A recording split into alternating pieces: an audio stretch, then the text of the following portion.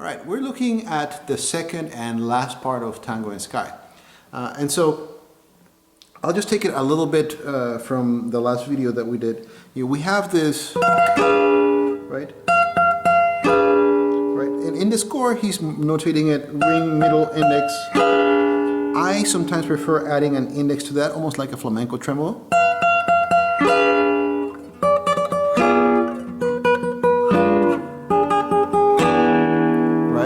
Then you have this business, right, which I explained on the first video.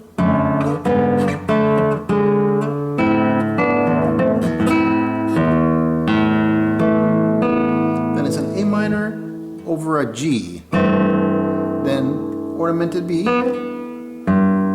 So you have 2 against 3, right? You have, then you have.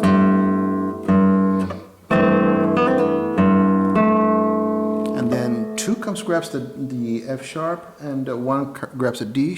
I'm gonna have to collapse the 1 to grab the C and the well, actually just the C, because the A is grabbed right there, right? So you got 1, 2.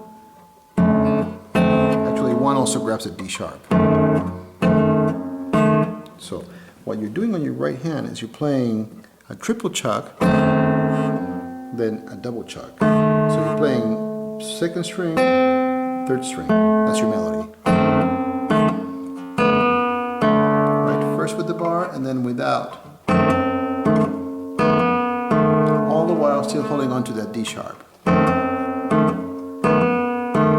The first time you actually are going to pull off G, G flat, F. Keep 3 there. 2 goes down to the C. This time you have a D natural. Then you have an E major chord. Neo string, sorry. Yeah. Right. And so what you've got, if I play all of that.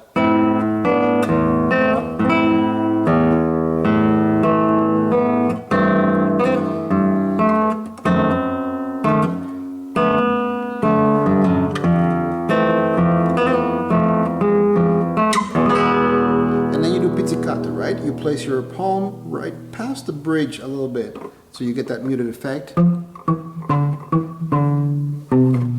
Then B flat, right? So 2 and 3 are both on the same fret, 1st fret, 3rd and 2nd string, to get the G sharp and the C. And then you get artificial harmonics, right? So on harmonics on the 12th fret, you actually place your finger right over the metal, not past the metal and on the fret, but right over the metal. And you play the string rather forcefully. And after you do that, you lift your finger, right? Right? I almost always make that kind of, I bring about the idea of a little bird perching on top of a string or a clothesline. You grab that clothesline and you pull it, and right as soon as you release it, the little bird flies away, right? Right, that way you get the most of the harmonic. Right, so now when you're fretting notes and you want to do a harmonic, we call those artificial harmonics, right? And so what you do is you are holding notes here, so you cannot bring your hand to do that, right? But open strings are here on the 12th fret, 1st fret, move over to the 13th fret, right? So I have the 1st string open, and then the next 2 notes that I need to play are on the 2nd string and the 3rd string. How do I do that? I place my index finger. The index finger is replacing this hand over here on a harmonic, right? So I place it over the metal and my ring finger articulates. Right? Since my left hand is busy, I cannot stretch my pinky to get over here. I can just do that. Right? I don't know if you got the right angle to see that. And for good measure, you can do a little bit of bending on that G sharp, right? Right? So as we put it all together,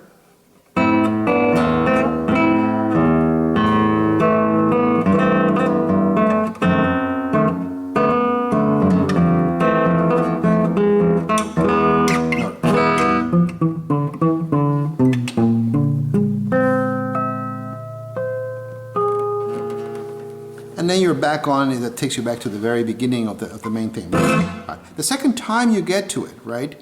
So you're coming in the second time.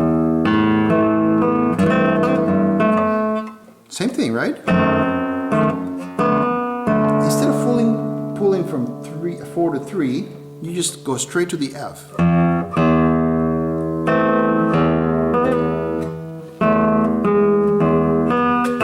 So a little bit different, right? Third string, then on the 5th fret, 6th and 5th strings, right? And then you're going to do a rasgado, a strumming, as you hold a G major chord, right? You tend to actually place 3 and 4 up here on the 6th and 5th strings. They need to be on the 4th and 3rd string, 5th and 4th string, sorry. The 3rd string is the 2, right? And he's telling you in the score, in French albeit, to lift your left hand as you play. Kind of muting, getting that effect. Right? And then you just do a percussion. If you have a tap plate on your guitar, which you don't, you can do that, but I suggest just doing it over the strings with your thumb.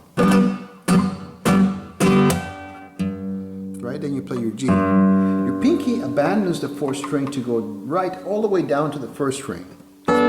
Be careful because you tend to go only to the 2nd string, right?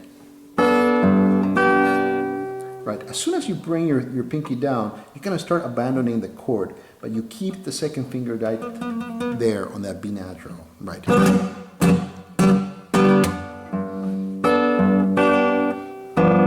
Right. So it's a chuck of 2nd, 3rd, and 4th string. Then you sneak in your 3rd finger underneath the 2nd finger right there on the 4th fret to that D sharp. And again, 2 against string.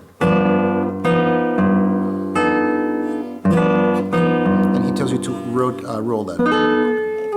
You can do a little bit I mean, since you're rolling, you don't need to ornament things, but it's nice, right? Then you're going to hold a C major chord, right? But it's an odd C major chord. C major is like this, but this time you're going to grab the 5th string with 4, 2nd string with 2 on the 2nd fret, and the 4th string on the 2nd fret with 2, and the 2nd string with 1 on the 1st fret. You're going to also put a G on the business, right? So it's a C over G. It's kind of inverted, second inversion, right? And so on the right hand, he says to do this fluidly. Thumb, index, middle. It's just all adjacent strings. 6th, 5th, 4th. 5th, 4th, 3rd. 4th, 3rd, 2nd. 3rd, 2nd, 1st. Right? And then you're going to shift to 7th position. 1, 2, 3, 4. Right? All lined up almost like a ladder. Right? Then start on the 4th string. Right? So if we put it all together.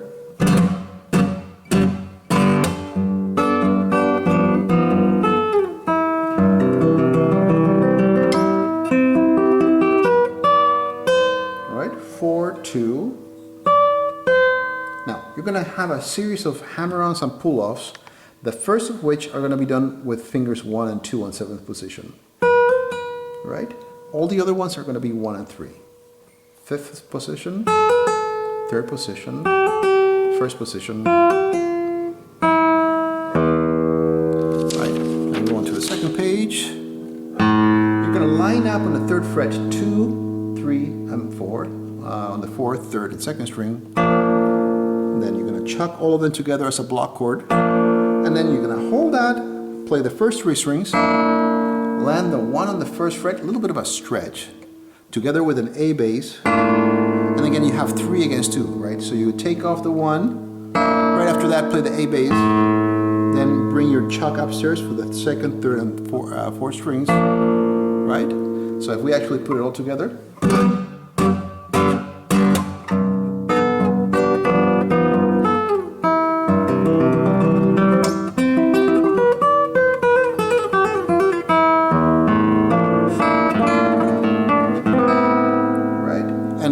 A series of 1, 2 hammer-ons.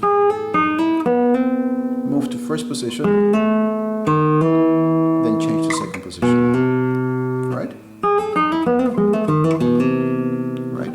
Again, the first 3 3 strings on the 4th position. Then same 3rd string, 1st position, and also the same for the 4th string. Then the 5th string, 2nd position. Right?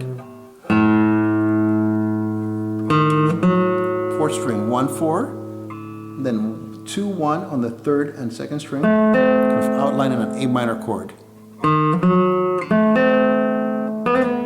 Then you hammer.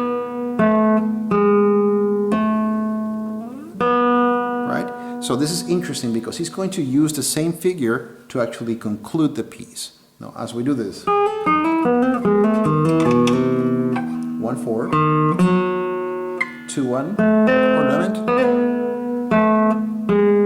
Now, this is the same in both occasions. The second time is going to be different. You hammer on from the G sharp back to the A.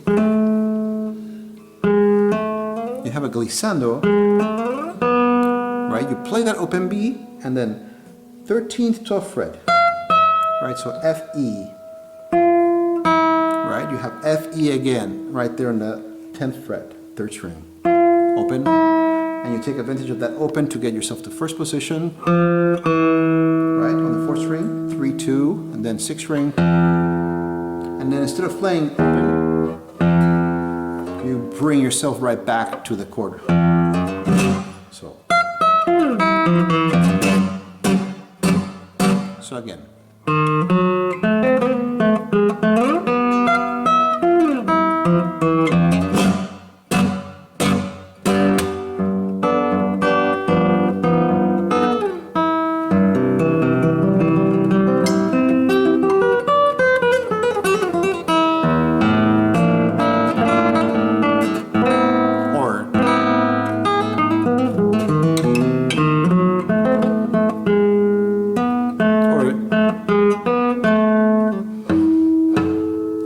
And that concludes that part. The last part to learn is this area that he calls tragique, the tragic part. He starts at fortissimo.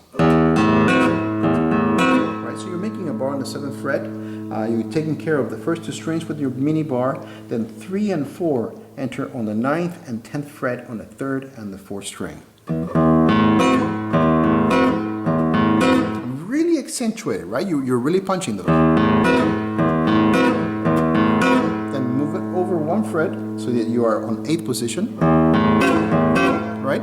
So 3 times here, 1, 2, 3, move over, A, E, those are the basses, and then back over, and he wants you to do it piano.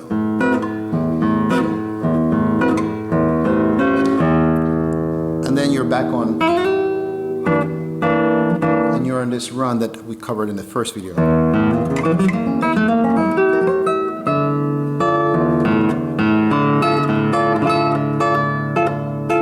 One thing that I saw him do in concert that is quite fun to do as you do this.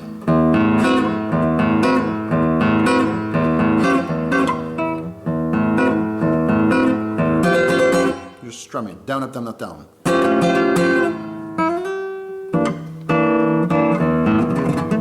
That.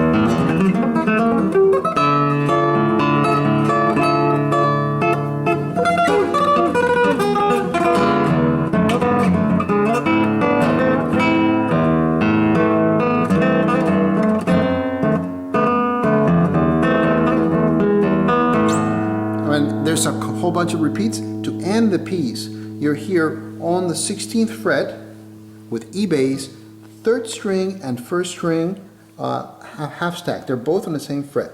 Again, 16th fret, and then move over to the 17th fret, to the A and E to end the piece, right? So you have